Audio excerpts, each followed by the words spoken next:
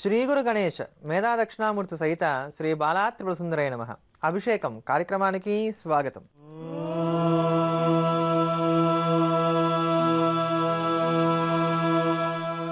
సర్వమంగళ మాంగళ్యే శివే సర్వార్థ సాధికే శరణ్యే త్రయంబకే గౌరి నారాయణ నమోస్తుతే. ఈరోజు శ్రావణ మంగళవారం. అమ్మవారి యొక్క పరిపూర్ణమైనటువంటి అనుగ్రహాన్ని పొందడానికి, సౌభాగ్యాన్ని ఆరోగ్యాన్ని కలిగి ఉండటానికి, దృష్టి దోషాలను తొలగించుకోవడానికి గాను చాలా భవ్యంగా ఉపకరించేటువంటి రోజు. ఈ మంగళగౌరి వ్రతాన్ని ఎవరైతే చేస్తూ ఉంటారో, లేక మంగళవారం నాడు ఎవరైతే గౌరీ పూజ చేస్తారో, దుర్గాదేవిని అర్చిస్తారో, వారికి ఉండేటువంటి సమస్తమైనటువంటి గ్రహదోషాలు తొలగిపోవడంతో పాటుగా భార్యాభర్తల ఇరువురి మధ్య ఉండేటువంటి మైత్రి బలం చాలా బలంగా ఏర్పడుతుందని చెప్పని, వీరిద్దరి మధ్య వచ్చేటువంటి తగాదాలు, వివాదాలు, కొట్లాట్లు లాంటివి ఉంటే కనుక తొలగిపోతాయని చెప్పని, అఖండ సౌభాగ్యం కలుగుతుంది అని చెప్పని ప్రతీతి. అంతటి భవ్యమైనటువంటి రోజు ఈ రోజు. అంతేకాక ఈరోజు అజైకాదశి అనబడేటువంటి విశేషమైనటువంటి తిథి ఉన్నది. ఈ అజైకాదశి అని అంటే ప్రతి నెల వచ్చేటువంటి ఏకాదశుల్లో ఒక్కొక్క ఏకాదశికి ఒక్కొక్క పేరు ఉంటుంది. ఆ క్రమంలో శ్రావణ మాసంలో బహుళ ఏకాదశి నాడునే అజైకాదశి అంటారు. ఈ ఏకాదశి పునర్వసు నక్షత్రం కలిస్తే మరింత విశేషం. పునర్వసు రామచంద్రమూర్తి యొక్క జన్మ నక్షత్రం కావటం, అదే ప్రకారంగా విష్ణు ప్రీతికరమైనటువంటి ఏకాదశి తిథి ఉండటం, ఈ రెండు కూడా కలిసి వచ్చినాయి గనక దీన్ని మంచి రోజుగా పరిగణించవచ్చు. ఒకానొక శ్రావణ బహుళ ఏకాదశి రోజున ఏకాదశి వ్రతానికి ఫలితంగా హరిశ్చంద్రుడు తాను పోగొట్టుకున్నటువంటి సామ్రాజ్యాన్ని, భార్యను, సంతానాన్ని తిరిగి పొందాడట. అందుకోసం అని చెప్పని ధార సుత రాజ్యాదులని కూడా అనుగ్రహించేటువంటి ఏకాదశిగా, సమస్తమైనటువంటి కోరికలను తీర్చేటువంటి ఏకాదశిగా ఈ ఏకాదశిని అజైకాదశి అంటూ పేర్కొంటుంది ధర్మశాస్త్రం. అంతటి భవ్యమైనటువంటి రోజు ఈ ఏకాదశి పర్వం ఉన్నటువంటి ఈ రోజు. తనకి ఇష్టం ఉన్నా లేకపోయినా ఎవరైనా సరే 8వ ఏట నుంచి మొదలుపెట్టి 80వ ఏట పూర్తయ్యేంత వరకు కూడా ఏకాదశి ఉపవాసాన్ని ఆచరించి తీరవలసిందే అంటుంది ధర్మశాస్త్రం.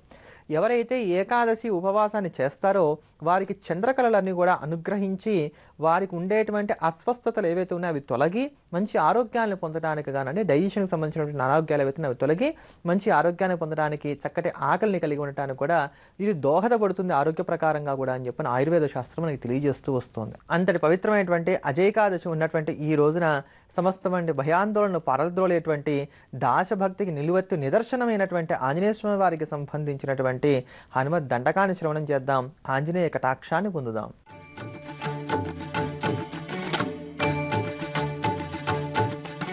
శ్రీయాంజనేయం ప్రసన్నాంజనేయం ప్రభాదివ్యకాయం ప్రకీర్తిప్రదాయం భజే వాయుపుత్రం భజే బాలగాత్రం భజేహం పవిత్రం భజే సూర్యమిత్రం భజే రుద్రరూపం భజే బ్రహ్మతేజం వటంచుం ప్రభాతంబు సాయంత్రమీ నామ సంకీర్తనల్ చేసి నీ రూపు వర్ణించి నీ మీదనే దండకం ఒక్కటించేయనూహించి నీ మూర్తి నిందాంచి నీ సుందరం పెంచి నీ దాసదా సుందరై రామభక్తుండనై నిన్ను నే కొల్చెదన్నీ కటాక్షంబునందూచితే వేడుకల్ చేసితే నామురారించితే నన్ను రక్షించితే అంజనాదేవి కర్మాన్వయాదేవనిందించనేనంత వాడంతయాశాలి వై చూచితే దాతవై ప్రోచితే దగ్గరం పిలిచితే తొల్లి సుగ్రీవునకు మంత్రి వై స్వామి కార్యంబునందుండి శ్రీరామ సౌమిత్రులం చూచి వారిని విచారించి సర్వేషు పూజించి యవ్వాను చుంబంటు గావించి యవ్వాలిని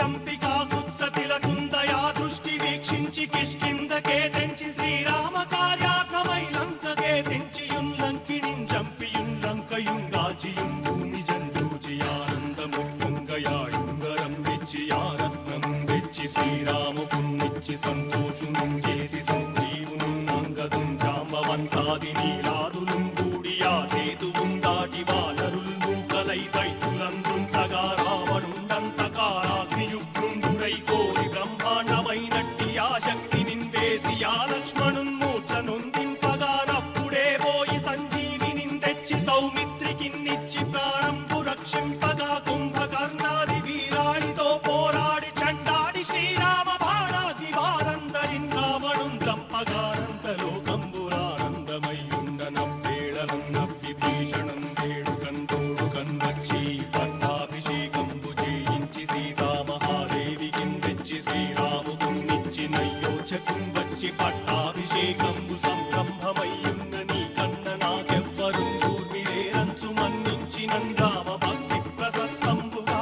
నిన్ను నీ నామ సంకీర్తన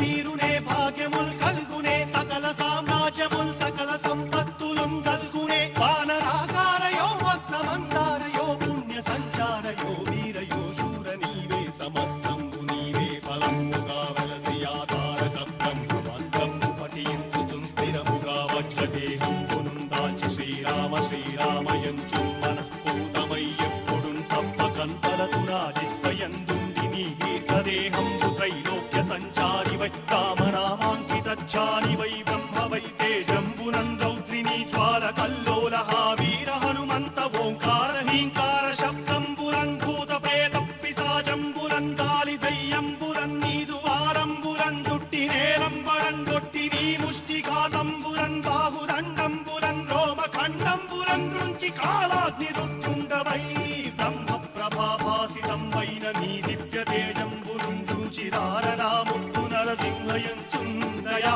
దృష్టి వీక్షించి నన్నేలు నా స్వామి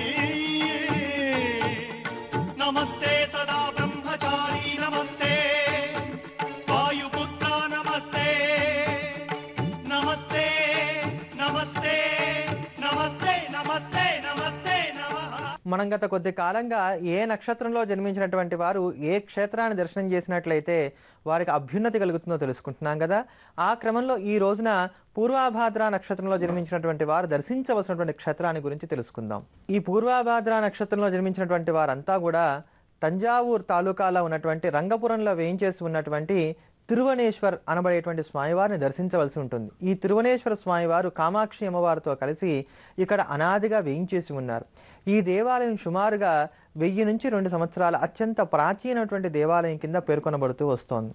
స్థల పురాణాన్ని అనుసరించి ఒకానొక పూర్వాభాద్ర నక్షత్రం ఉన్నటువంటి రోజున కాలభైరవుడు ఇక్కడ ఆదివారం సోమవారం మొదలైనటువంటి 7 వారాలను కూడా సృష్టి చేసి వాటన్నిటినీ కూడా ఐరావతాన్ని మీద అధిరోహింపజేసి ఊరేగించేట. అందుకనే 7 వారాలను కూడా సృష్టి చేసి కాలభైరవుడు ఊరేగించినటువంటి నక్షత్రం పూర్వాభాద్ర నక్షత్రం అయింది కనుక ఈ పూర్వాభాద్ర నక్షత్రం చాలా ప్రశస్తమైనటువంటిదని, పూర్వాభాద్ర నక్షత్రంలో జన్మించినటువంటి వారందరూ కూడా ఇక్కడ ఉండేటువంటి స్వామివారిని సేవించాలని చెప్పని ప్రతీతిగా నాటి నుండి వస్తూ ఉన్నది. అంతేగాక ఇక్కడ ఉండేటువంటి స్వామివారు వేయించేసి ఉన్నటువంటి దేవాలయానికి ఉన్నటువంటి విమానం పేరు గజకటాక్ష విమానం. ఇక్కడ ఇంద్రుడు అలయ ప్రకారంగా ఐరావతం వీరిరువురు కూడా స్వామివారిని సేవించి స్వామివారి కటాక్షం వలనే ఐశ్వర్యాన్ని పొందారట. అందుకనే ఐశ్వర్యాన్ని కోరుకునేటువంటి వారంతా విశేషించి పూర్వాభాద్ర నక్షత్రం ఉన్నటువంటి రోజున ఇక్కడ స్వామివారిని సేవించుకోవాలి అని చెప్పని స్థల పురాణం తెలియజేస్తోంది. ప్రతి మాసము వచ్చేటువంటి పూర్వాభాద్ర నక్షత్రం ఉన్నటువంటి రోజున అదృశ్య రూపంలో ఇప్పటికీ కూడా ఇంద్రుడు ఐరావతం వచ్చి స్వామివారిని సేవిస్తూ ఉంటాయని ప్రతీతి. విశేషించి ఏ నక్షత్రంలో జన్మించినటువంటి వారైనప్పటికీ కూడా సంగీతాన్ని వృత్తిగా ఎంచుకొని జీవిస్తున్నటువంటి వారు ఎవరైతే ఉన్నారో ఆ సంగీత వృత్తిలో వారు రాణించడానికి గాను ఇక్కడ ఉన్న స్వామివారిని కనుక సేవించుకున్నట్లయితే కనుక వారికి రాణింపు ఉంటుంది అని.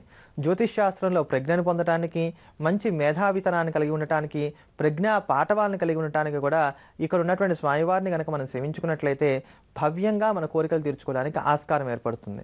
ఒకానొకప్పుడు సహదేవుణ్ణి సాక్షాత్తు దుర్యోధనుడు వెళ్ళి యుద్ధానికి ముహూర్తం పెట్టమని అడిగాట. దీనికి సాక్షాత్తు భారత యుద్ధానికే.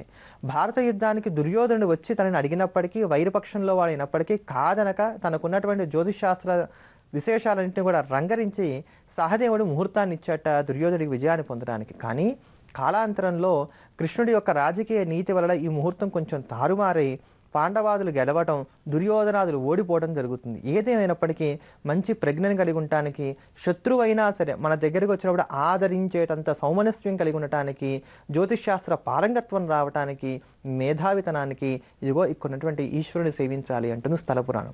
పూర్వాభాద్ర నక్షత్రంలో జన్మించినటువంటి వారు ఏదైనా సరే ఒక పూర్వాభాద్ర నక్షత్రం ఉన్నటువంటి రోజున ఇక్కడ స్వామివారి దేవాలయానికి వెళ్ళి స్వామివారికి అభిషేకం చేసి చిత్రవర్ణాలతో అంటే రంగులు కలిగినటువంటి వస్త్రాలను కనుక పేదవారికి కనుక ఇక్కడ ఈ దేవాలయ సమీపంలో దానం చేసినట్లయితే కనుక వారికి ఉండేటువంటి సమస్తమైనటువంటి దోషాలని పరిహరింపజేసుకొని మంచి కొత్త భవిష్యత్తును పొందడానికి గాను ఆస్కారం ఏర్పడుతుంది అంటుంది ఇక్కడ ఉండేటువంటి స్థల పురాణం. అంతటి మహిమోపేతమైనటువంటి ఈ క్షేత్రాన్ని దర్శిద్దాం, స్వామివారి యొక్క కటాక్షాన్ని పొందుదాం. మంగళవారం అనగానే మనందరికీ కూడా గుర్తుకు వచ్చేటువంటి దైవం మంగళప్రదుడైనటువంటి మంగళ స్వరూపుడైనటువంటి హనుమంతుల వారు. హనుమంతుల వారి యొక్క మాట కానీ, రూపం కానీ, చేష్టితాలు కానీ సమస్తము కూడా సుందరమైనట. అటువంటి సుందరుడు చేసినటువంటి వ్యవహారం అంతా కూడా వర్ణించేటువంటి కాండ కనుకే రామాయణంలో ఉన్నటువంటి సుందరకాండకు ఆ పేరు పెట్టడం జరిగింది అంటారు ప్రాజ్ఞులు. ఎంతో భవ్యమైనటువంటి విశేషమైనటువంటి స్తోత్రం ఈ సుందరకాండ. ఈ సుందరకాండాన్ని నిత్యము గనక శ్రవణం చేస్తూ వచ్చినట్లయితే ఎంత పెద్ద కష్టమైనా తీరిపోతుందట. నాకు తీరదు అనుకున్నటువంటి కష్టం సీతాదేవికే తీరిపోయినప్పుడు మనకున్నటువంటి కష్టాలు ఏం పాటివి కనుక తీరము అనుకున్నటువంటి కష్టాలు కూడా నిత్యము కూడా సుందరకాండాన్ని శ్రవణం చేస్తే తీరతాయని ప్రతీతి. అంతటి భవ్యమైనటువంటి ఆ స్తోత్రరాజాన్ని శ్రవణం చేద్దాం, తరిద్దాం. శ్రీ హనుమాను గురుదేవులు నాయద పలికిన సీతారామ కథ నే పలికద సీతారామ కథ.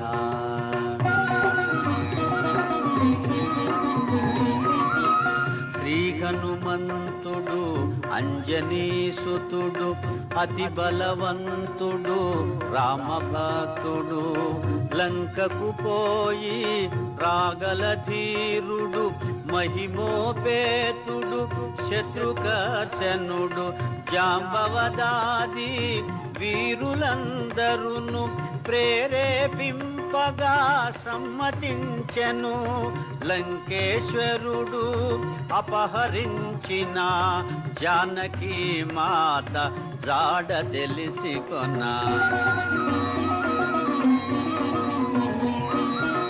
తన తండ్రి అయిన వాయుదేవునకు సూర్యచంద్ర బ్రహ్మాది దేవులకు వానరేంద్రుడు మహేంద్రగిరిపై వందనములిడే పూర్వాభిముఖుడై రామనామమున పరవశుడయ్యే రోమ రోమమున పులకితుడయ్యే కాయము పెంచే కుప్పిల్చి ఎగసే దక్షిణ దిశగా లంక చేరగా.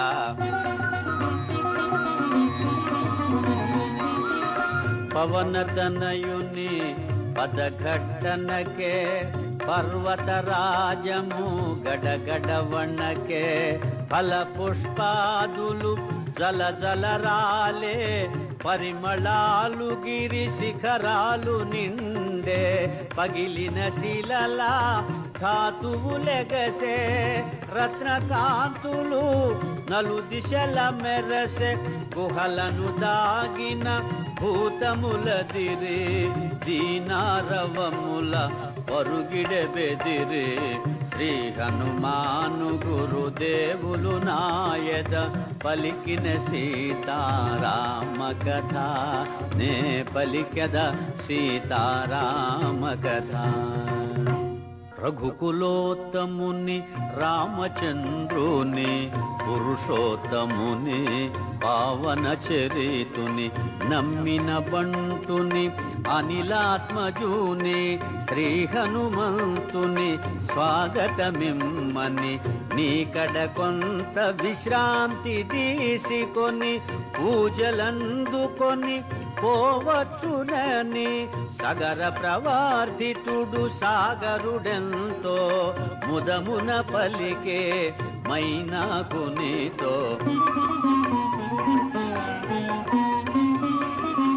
మైనాకుడు ఉన్నతుడై నిలిచే హనుమంతుడు ఆగ్రహమునగాంచే ఇది ఒక విఘ్నము కాబోలునని వారిది బడత్రోసె పురము చేగిరిని పర్వత శ్రేష్ఠుడా కోటున కృంగే పవనతనయుని బలముగని పొంగే తిరిగి నిలిచే హనుమంతుని పిలిచే తన శిఖరముపై నరుని రూపమై.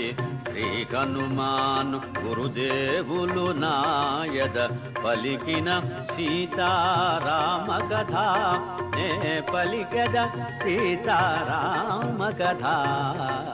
ఏదైనా సరే మధ్యవర్తిత్వం ద్వారా మనకు జరగవలసినటువంటి కార్యక్రమం ఉంది. అది మధ్యవర్తులతోనే అవ్వాలి. ఆ మధ్యవర్తిత్వాలు ఎలా చేస్తారో తెలియదు అనుకున్న సందర్భంలో భవ్యంగా ఉపకరించేటువంటిది సుందరకాండ. ఈ సుందరకాండాన్ని కనుక పారాయణం చేస్తూ వచ్చినట్లయితే ఈ మధ్యవర్తిత్వాలు ఏవైతే ఉన్నాయో అవి సజావుగా సాగి మనకి అవ్వాలి అనుకున్నటువంటి పనులన్నీ కూడా సవ్యంగా సకాలంలో అవ్వడానికి కానీ ఆస్కారం ఏర్పడుతుంది. అయితే అటువంటి సమయాల్లో ఈ సుందరకాండను రోజు కూడా సప్తసర్గి పారాయణగా చేయాలి. అంటే రోజుకి 7 సర్గలుగా పారాయణ చేయాలి. మొదటి రోజు 1వ సర్గ నుంచి 7వ సర్గ వరకు, రెండో రోజు 8వ సర్గ నుంచి 15వ సర్గ వరకు, ఇట్లా రోజుకి 7 సర్గల చొప్పున పారాయణ చేసుకుంటూ వెళ్ళి గ్రంథం అంతా కూడా పూర్తయిపోయిన తర్వాత ఆంజనేయ స్వామి వారికి తమలపాకులతో పూజ చేయించాలి.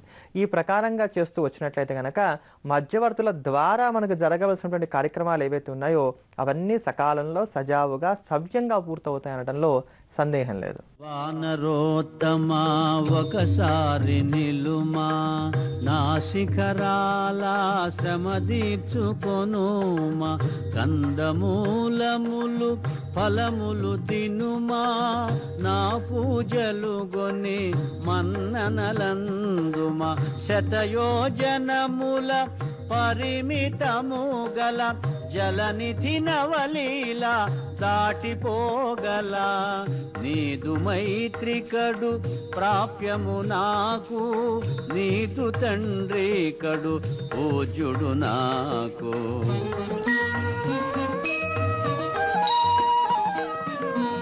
పర్వతోత్తముని కరమున నిమిరి పవనతనయుడు పలికెను ప్రీతిని ఓ గిరీంద్రమా సంతసించితిని నీ సత్కారము ప్రీతినందితిని రామకార్యమై ఏగుచుంటిని సాధించు వరకు ఆగనంటిని నే పోవలే క్షణమెంతో విలువలే నీ దీవెనలే నాకు బలములే శ్రీ హనుమాను గురుదేవులు నాయద పలికిన సీతారామ కథ నే పలికెద సీతారామ కథ.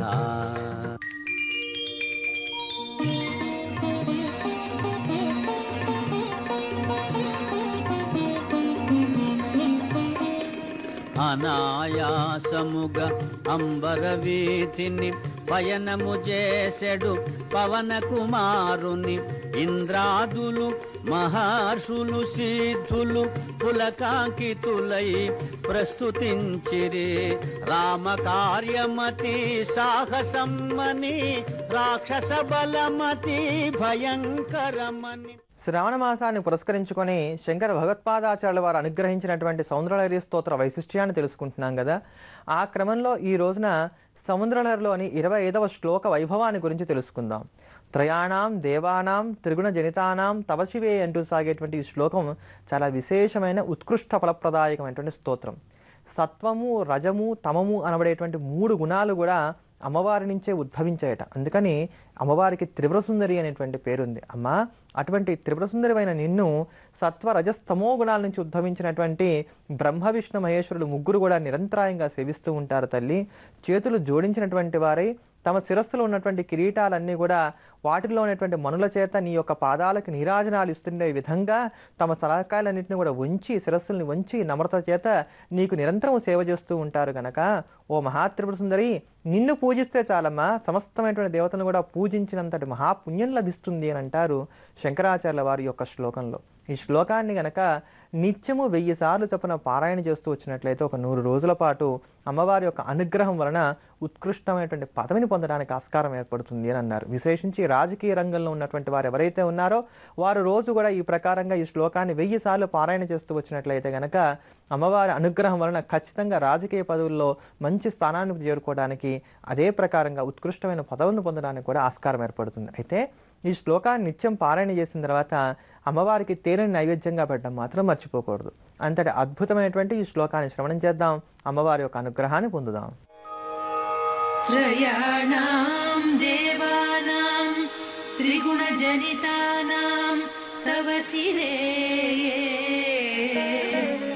భవేత్ పూజా పూజా తవ చరణయోర్యా విరచిత తథా హి త్వత్పాదోద్వహనమణిపీఠస్య నికటే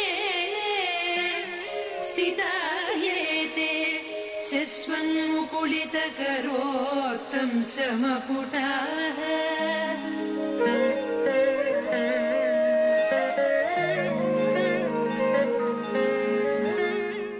కొంతమందికి విచిత్రమైన సమస్య ఒకటి ఎదురవుతూ ఉంటుంది.